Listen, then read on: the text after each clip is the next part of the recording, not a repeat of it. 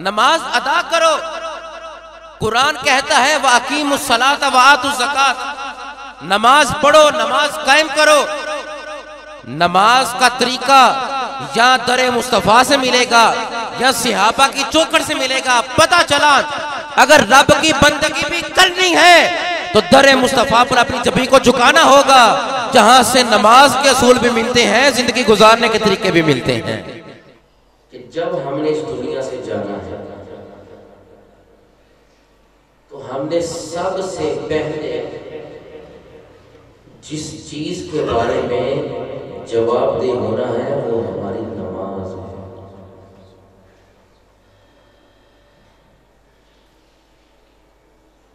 अगर हम नमाजों को ज़ाया कर बैठेंगे तो फिर हमारी फलाह की कोई सूरत बाकी नहीं बचेगी।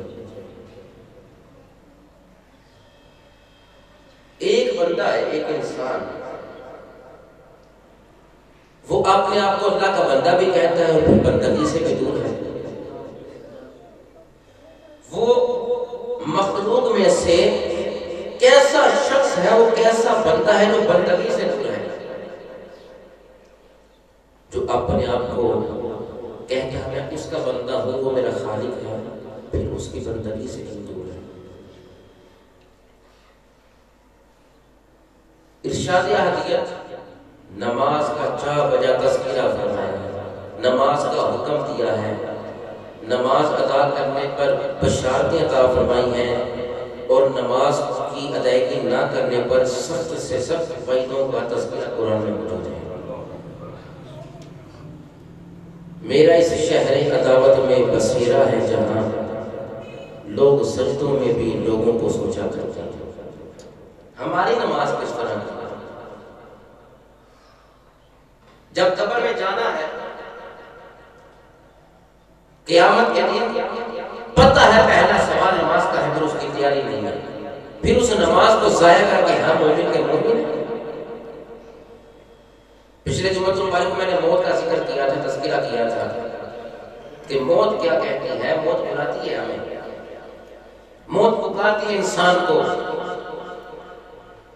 ये जो कब्र है, कब्र रोजाना इंसान को कई मरतबा याद करती है, मौत इंसान को रोजाना कई मरतबा याद करती है, मगर हजरत इंसान है कि इतना गफलत में डूबा हुआ है कि मौत को भुला बैठा। इरशाद अहदियत क्या है? सुनिए अल्लाह के कलाम से, सूरह बकरा। अल्लाह इरशाद फरमाता है वअकीमुस्सलात व आतुज़ ज़कात वरकऊ मअर राकिईन, नमाज कायम करो और ज़कात दो। नमाज कायम करो और ज़कात अदा करो। वरकऊ मअर राकिईन, और रकू करो रकू करने वालों के साथ। दूसरे मकाम पर अल्लाह इरशाद फरमाता है इन सलाता कानत अलल मुमिनीना किताबम मौकूता, बेशक नमाज जो है ना वो औकाते मुकर्ररा में मोमिनों पर फर्ज है। तीसरे मकाम को पढ़िए तो इरशाद अहदियत होता है इन्न सलात तन्हा अनिल फहशाई वल मुनकर, बेशक जो सलात है ना, नमाज, ये इंसान को बुराई से और बेहयाई से रोकती है, बुरे कामों से रोकती है ये नमाज। इसी तरह कई मकामात हैं अल्लाह ने नमाज को अदा करने का, नमाज को कायम करने का हुक्म इरशाद फरमाया, और जो नमाज कायम करते हैं उस पर परवरदिगार आलम ने इनामात का भी तज़किरा फरमाया है। मगर दुख की बात यह है, परेशानी इस बात से है कि मुसलमान भी हो, बंदा मोमिन भी हो, अपने आप को हजूर का उम्मती भी कहे, शर्म नहीं आती कि जब नमाज छोड़े।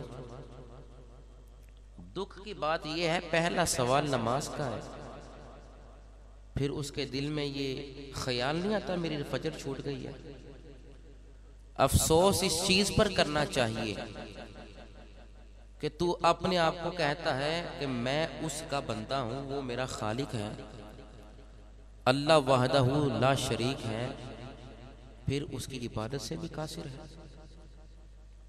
इस चीज पर इंसान क्यों झिझकता है, क्यों शर्माता है, क्यों दगोदो नहीं करता, क्यों मस्जिद आने से कासिर है, क्यों नमाज के मसाइल इंसान नहीं सीखता? वो कैसा खुदा का बंदा है, उसे शर्म नहीं आती कि कल रोजे क़यामत क्या मुंह दिखाएगा अपने आका को? कल क़यामत के दिन अपने खालिक को किस तरह जवाब देगा? जब नमाज बुराई और बेहयाई से रोकती है, फिर क्यों नहीं रुकते? जब नमाज अदा करने से जन्नत मिलती है, फिर क्यों नहीं पढ़ते? जब नमाज कायम करने का रब हुक्म दे रहा है, फिर उसके हुक्म से क्यों एराज करते हो?